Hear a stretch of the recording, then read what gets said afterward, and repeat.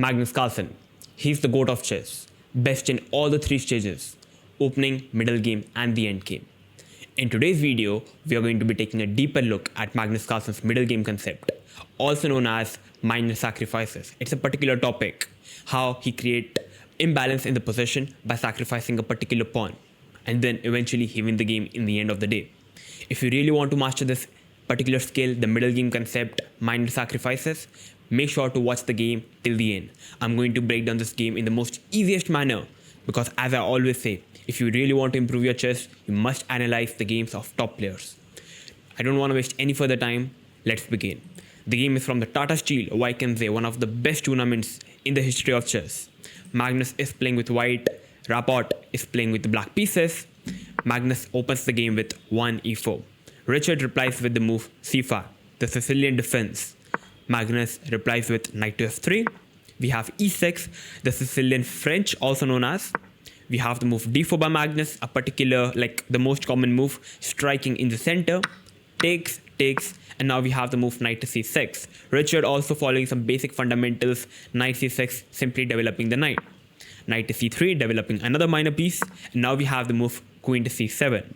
Now many of the beginners, of course all the players who like to play the Sicilian defense and who plays the Sicilian defense, queen c7 is a very common move. But all those who are not really aware of this particular move, the idea of queen c7 is pretty clear.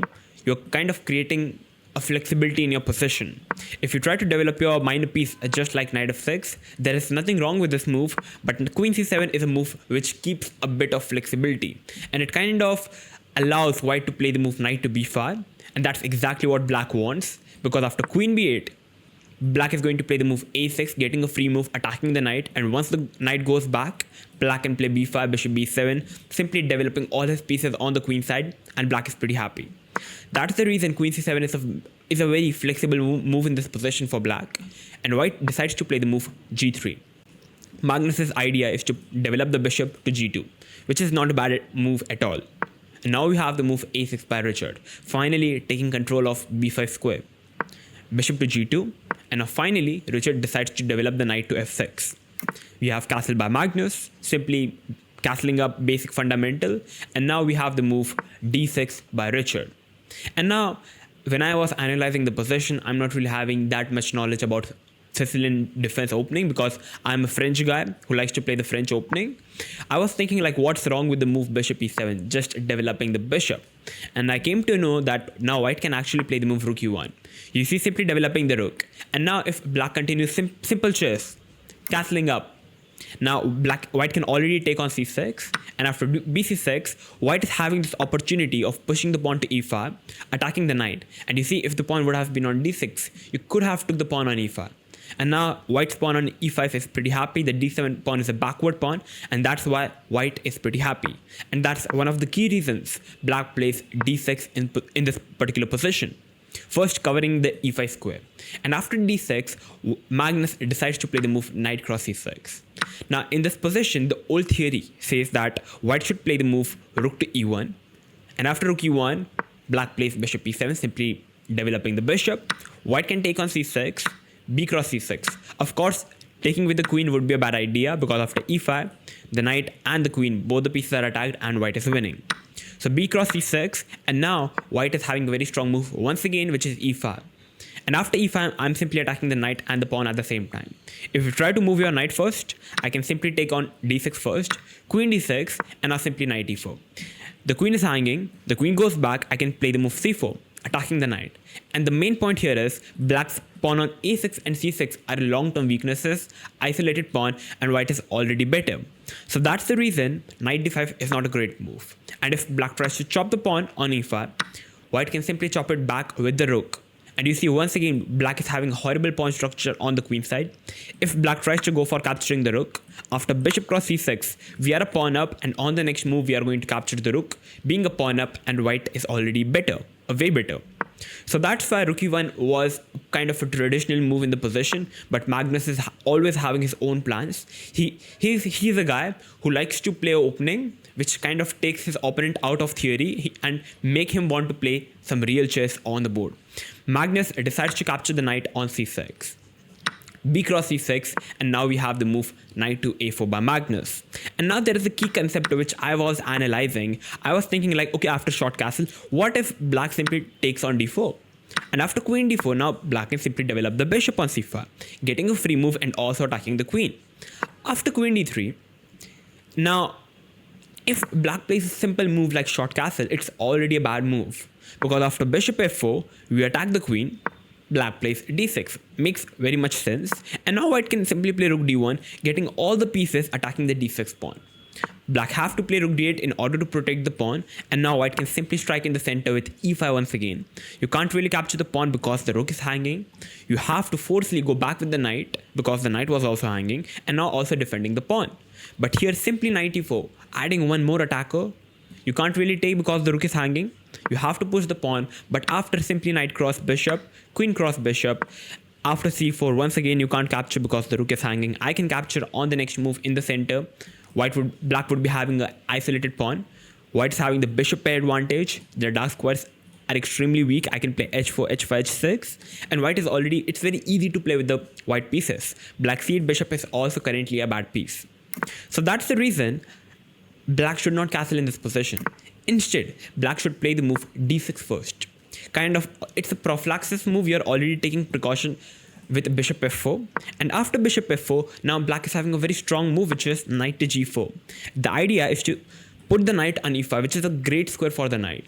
For example, after h3, the knight goes to e5, the queen is hanging. You are having two options. You can either go back with the queen or you can take the knight. If you try to first of all go back with the queen, black can simply castle up with absolutely no problem. b5, bishop b7 can be an idea. Bishop d7, bishop c6 can be an idea. And black is pretty comfortable. So that's why, going back a bit, in this position, if white tries to capture the knight in this position, after takes, first of all, it looks like black is having double pawns on the e file, which is bad. But take a closer look. Both the pawns in the center are taking control of the complete center in this position. Black is the one having the bishop pair advantage. Black can start some minority attack by pushing his A and the B pawn on the queen side, creating a weakness, and it's very much easy to play with the black pieces, and as the bar indicates, it's already better for black. That's why you can play knight d4, it's a fine move, but Richard decides to play the move d6, and we have the move knight c6 by Magnus. B cross c6, and now we have the move knight to a4. Now already many of the beginners, even I was wondering what's the idea of knight a4. Why moving the same piece twice? Why not developing the bishop or developing the rook, which makes sense. You're trying to get all your pieces into the game. So you see guys, black's idea of playing the Sicilian defense at the very start is to strike the center with d5. The moment black achieves the move d5, black is pretty happy with his play, and yeah, black is pretty happy. So in order to stop d5, I want my c2 pawn to be on c4. But how to get it? The knight is in the way. I'm playing the move knight to a4 first because I want to play the move c4. I can also play the move knight e2, but I believe knight a4 is a much better square compared to the knight on e2 because after rook e1, it kind of blocks his own rook. So that's why knight a4 makes a bit more sense. And now we have the move rook to b8 by Richard. It doesn't really matter you play rook b8, you can play bishop b7, you can play bishop e7 because white's move remains the same with c4. In the game we had rook b8, just moving the rook from this particular diagonal of the bishop, which makes sense. We have c4 by Magnus, and now we have c5 by Rapport. It looks like why black is playing c5, because black's initial idea is to play the move d5, right? So why playing the move c5? Because if black does not play c5, white is ready to play c5 on the next move. For example, if black continues with bishop e7, simply developing the bishop, which makes way more sense. Now Magnus is already prepared to strike with c5. And after c5, first of all, if you try to capture the pawn, black is having a very bad pawn structure on the queen side. I can play bishop e3, rook c1, capture the pawn one by one, and white is already very better in the position, and it's much easier to play with white. If black tries to push the pawn in the center, which looks way natural, you're going to simply take. You can't take with the e pawn because after bishop f4, you lose an exchange. You have to take with the c pawn, but here simply a3. The idea is pretty clear. I want to expand on the queen side because I'm having more space on the queen side. And you see, if you try to capture the pawn with the bishop, I can simply take it back. Definitely I'm a pawn down. But after simply bishop f4, I'm getting a way more tempo. Black king is still in the center. The rook is hanging. You can't take another pawn because after rook c1, the bishop is hanging. So you have to move the rook, and after rook c1, the queen goes back, and now I don't want my opponent to castle up. How to stop it? I want to particularly take control of this particular diagonal. But how to do it? Bishop to c7. First attacking the queen. The queen is forced to move, and now bishop d6, simply taking control of the f8 square, and now black king cannot really castle up. White is getting all his pieces into the game. And believe me, it's already very hard to play with the black pieces despite being 2 pawns up, and white is already better. It's much easier to play with the white pieces. That's the reason bishop cross c5 is not going to work up. If black tries to play the move a5, stopping b4, still bishop d2, b4 is coming up on the next move. You can't really stop it, and white is still pretty happy. So that's one of the key reasons Richard decides to play the move c5 in this position. Makes sense. After c5, Magnus decides to play the move b3. His idea is pretty straightforward. He wants to put the bishop on b2 on a very nice diagonal. Richard decides to play the move bishop e7, simply developing the bishop with the intention of simply castling up, finishing his development. Magnus is like, okay, I'll develop my bishop. We have castle up, basic fundamentals, and now we have the move queen e1. And you see, as I said in the past, a couple of 3 to 4 minutes back, rook e1 was the main move instead of knight cross e6. The rook belongs on e1, but Magnus is having his own ideas. He puts the queen on e1. His idea is pretty clear. He wants to play the move rook d1, get the f4 in, and the moment white achieves e5, which is a very strong move with the white pieces, black is going to be in a big trouble. White is already having a pawn on c4, e4, which stops d5. It's already very hard to play with black. And now Richard decides to play the move knight d7. Why knight d7? Because white is already preparing to strike in the center with e5. So with knight d7, black is simply taking control of the e5 square. For example, if black tries some other options like bishop d7, attacking the knight will simply go back and nothing is happening. The bishop is simply a bad piece on d7. If black tries to play the move bishop b7, which looks like a good bishop on the b7, but here white can already strike in the center with e5. And you see, if you try to take up on e5, after bishop cross e5, bishop to d6, I can already simply take on d6, take on b7, and you see black is once again having a big weaknesses on the queen side. The a and the c pawn are absolutely an isolated pawn, which are going to cause a long-term issue for black in the future. It's once again very better for white. So that's the reason bishop b7 would be a bad move, because e5 is coming up and black's pawn structure on the queen side would be very bad. So black decides to play the move knight d7, and now we have the move rook d1. So Magnus is simply getting all his pieces, whereas black is kind of forced to move his same piece twice in order to be in the game. After rook d1, now white has got all his pieces. Richard is like, okay, now I'm going to develop my bishop, finally getting all my pieces. Yeah, bishop to b7.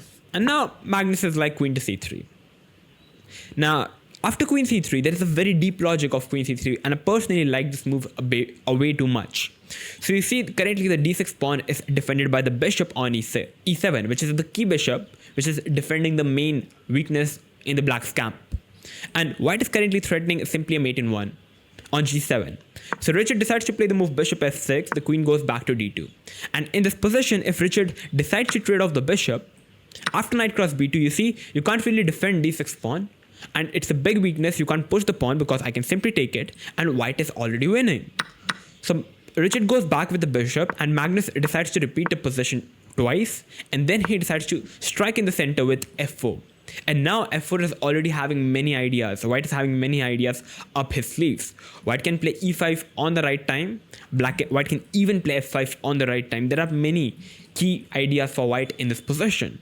So Richard decides to play the move e5. And after e5, we are already getting a feeling that, okay, now black is having definitely a bad position. You can never achieve d5 in this position because white is having 2 pawns on the c and the e5. And e5 does not really make sense, like positionally. But if you try to take a closer look in this position, e5 is kind of a forced move in this position. Because after f4, white is having both the ideas of e5 and f5. For example, if black continues with knight to b6, you see, I want to play the move e5 in this position. You can't take because the knight is hanging on d7. You can't push, I can simply take it. So if black tries to move the knight, I can simply take off the knight because my knight on a4 was anyways a bad knight. I simply traded it, and now I can play the move f5. You see f5 with a clear intention. I can play f6 in the next move. If you just take, I'm pretty happy. Still f6 is coming in.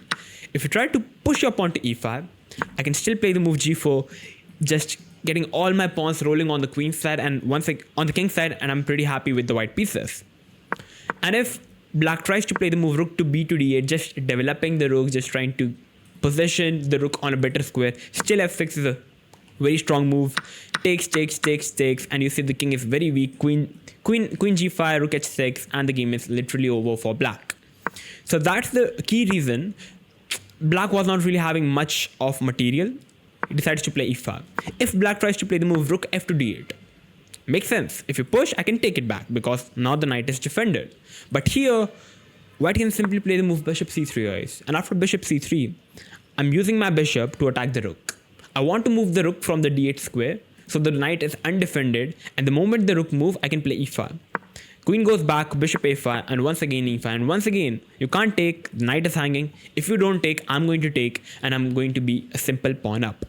That's the reason black was kind of forced to play the move e5 himself in order to stop white from playing the move e5. After e5, Magnus decides to play the move bishop c3. Once again, a very classy move in the position by Magnus. Now, after e5, it's a position where many beginners or even club level players would simply misplay the position. You see, there are two moves that looks very natural in the position and comes to my mind, which is simply capturing the pawn on e5 or simply pushing the pawn to f5. If white tries to capture the pawn on e5 with the pawn, after knight cross e5, definitely it's still better for white because black is having a weakness on d6. But you see, the knight was simply a bad piece on d7. But after coming on e5, black is somehow feeling better than before. And at the same time, white is also having an isolated pawn on e4. So capturing the pawn kind of eased the game for black. If you try to push the pawn to f5, now black is having some counterplay of his own on the queen side. By playing the move bishop c6, the knight have to go back, and after a5, you can already sense that after a4, black is generating some of his own play on the queen side. And that's the key reason Magnus played the move bishop to c3. He does not want Richard to get any play on the queen side. He's simply taking control of the a5 square. Richard plays bishop to c6. And now first bishop a5, attacking the queen and basically stopping black from ever playing the move a5, which is simply a phenomenal idea by Magnus. The queen goes back, and now we have the move knight c3. And now a fun fact here is you can't really attack the bishop anyhow. It looks like the bishop has been cornered, but you can't really stop. Basically, you can't really attack the bishop because every square is covered up, and you can't really generate any play on the queen side somehow. Black finally decides to take on f4, and after gf4, rook goes to e8. Now this is the key position. This is the key position where minor sacrifices concept comes into the game. After rook f8, you can try to pause the video and try to find the best move played by Magnus, and objectively it's the best move. I'm giving you 3 seconds. 3, 2, 1, and the move is e5, which simply displays Magnus' phenomenal calculation, at the same time strategy. Because after e5, first of all, black is forced to capture the bishop on g2. If black tries to capture the pawn in the center, white can simply capture the bishop on c6, and simply the knight is hanging on d7. White is a piece up. You have to take the bishop, or else I'm simply going to take the pawn on d6 and going to be a pawn up. So bishop g2, queen g2, and now we have the move d cross e5. Once again, if you try to trade off the queen, it's a blunder. You can't really capture the pawn, the knight is hanging, and if you don't really capture it back, I'm going to capture the pawn and I would be a pawn up. So that's the reason Richard decides to capture with d cross e5, capturing the pawn. And now, at the place of recapturing the pawn with the pawn, because then black would be having a fine position after a queen trade and capturing the pawn, material is black is a pawn up, and black can easily hold a draw, I believe, in this position. Magnus plays knight to d5, and I believe this is the move which Rapport missed. After knight d5, it's easy to move. This move is easy to miss. Magnus is simply improving the knight, and now his idea is pretty clear. He can take the pawn on e5. Maybe he can get the bishop back to c3 because the bishop would be very strong, opening up the rook, and white somehow it's already feeling that now the position have been a bit imbalances. Now Magnus's all pieces are finally coming into the game, which is incredible. So you see, what's the idea of white in this position? White wants to play the move bishop to c7, and the moment the rook moves from the b square, white can already capture on e7, giving a check. Black takes it back, and the queen is hanging on b7. So you see, bishop c7 kind of loses an exchange. So that's the reason black decides to push the pawn to e4, like stopping the queen from capturing the queen. And after e4, Magnus is not in a hurry of capturing the pawn, because the pawn is not really matter in this position. Magnus simply drops his back on bishop to c3, simply threatening a mate in one, getting all his pieces into the game. Magnus is a player who is having this high resourcefulness of his play, which is incredible. After bishop to c3, you have to play the move f6, as bishop f6 is not going to work. Bishop f6, knight f6, knight f6, the g pawn is pinned up. So that's the reason we have f6 by Richard, and now king h1. Magnus understands the position that bishop and knight are the nicely placed, the queen is nicely placed. The only pieces that are not nicely placed and can be improved are the rooks on d and the f file. So we have king h1 simply getting the rook into the game. We have king h8, rook g1, and now simply bishop to f8. You can't get the rook into the game because the bishop would be hanging on e7. So the bishop goes back defending g7, and now we have knight to e3. Magnus once again realizes definitely the knight on d5 is a very nice piece, but it could do lot better if the knight would have been on f5, putting more pressure on the pawn on g7. We have knight e3, and now Richard decides to play the move queen c6. Richard's idea is to play the move queen e6, queen f7, getting the queen into the defense, which makes sense. And you see, in this position, I was thinking that maybe black can play the move g6. Idea is bishop g7 and f5. But here white is already having this queen h3 idea with attacking the knight with the rook and the queen. You have to move the knight, you have to protect the knight, and now there is simply rook g6. You can't capture it back because the pawn is pinned and white is already winning. So you see, it's already very hard to play with the black pieces. Richard decides to play the move queen c6, and now we have rook to d5 by Magnus. Once again, resourcefulness getting all the pieces. I was like, why not knight f5? Definitely you can play knight f5. You are still better. Black can play g6 because your idea is to take the pawn on g7, g6, and you can play the move h4 with the idea of h5. You can't take the knight on f5 because there is a mate hanging on g8. So it makes sense, it's already better. But Magnus found even a better move, which is rook to d5, getting all the pieces into the game, and then black is simply doomed. Black played queen e6, we have rook h5. Queen goes back to f7, attacking the rook. Queen h3, threatening an attack on h7. And now Richard plays the move g6. If Richard plays the move h6 in this position, you see, it's a move which I would love to see with the white pieces, because after knight f5, I'm having way more sacrifices in this position. It doesn't matter whatever black plays. I'm going to sacrifice something. Takes. I'm eventually going to win the queen, and black is basically game over. Richard decides to play the move g6, taking away the f5 square from the knight and also attacking the rook. Magnus simply drops back the rook. And now Magnus's idea is pretty clear. He wants to play f5, and you can't really even stop the move. We have rook to b6, and now we have the move f5. I'm just wondering currently what after bishop g7, but there is simply rook h7, so black is still losing. So rook to b6, and now simply f5. I'm simply threatening to capture on g6. So Richard decides to play the move knight e5 because that's the only move. If you play g5, I can simply take on g5 because the pawn is pinned. If you take the pawn over here, knight f5 gets all the pieces and black is game over. So we have the move knight to e5, but here Magnus plays the move knight to d5, attacking the rook. The rook has to move, and now it's time to blow up the things. F cross g6, knight cross g6, a force move, and now bishop cross f6 check, rook cross f6, and after rook cross h7, Richard decides to resign the game because the queen is hanging, the king is attacked. If you try to capture the rook, queen takes, king takes, knight f6, it's a check, and you also lose the rook on the next move. White is an exchange up, white is a pawn up, the e pawn is going to collapse, and white is completely winning. That's the reason after rook cross h7 on the move number 40, Richard Rapport decides to resign the game. You see how from an equalish position, first of all from the start, Magnus played a move which is sort of a half novelty, creating his own idea by changing some move order. by taking out his opponent out of the theory. And the moment the opponent is out of the theory, he's playing some new moves and basically creating some imbalances in the position by doing some minor sacrifices, which is a very crucial topic in the middle game concept, and you must know this in order to improve your middle game and overall chess. He creates some imbalanced position by sacrificing a pawn and eventually getting all the pieces. You must remember, you should always try to improve your pieces, put your pieces on the best square possible. And whatever move you play, there must be some logic. The moves Magnus Carlsen or every top player plays at the highest level, there is some idea, there is some strategy. Like, they are not playing a move like, okay, I'm feeling this move is good, so let's play this. They are playing this move because it has some plan 2 to 3 moves later. It is having some plans in the long run, or maybe they are just improving their pieces. That's how chess works. So this was a complete breakdown of the game between Magnus Carlsen versus Richard Rapport from the Vikings Tata Steel 2019, if I'm not wrong.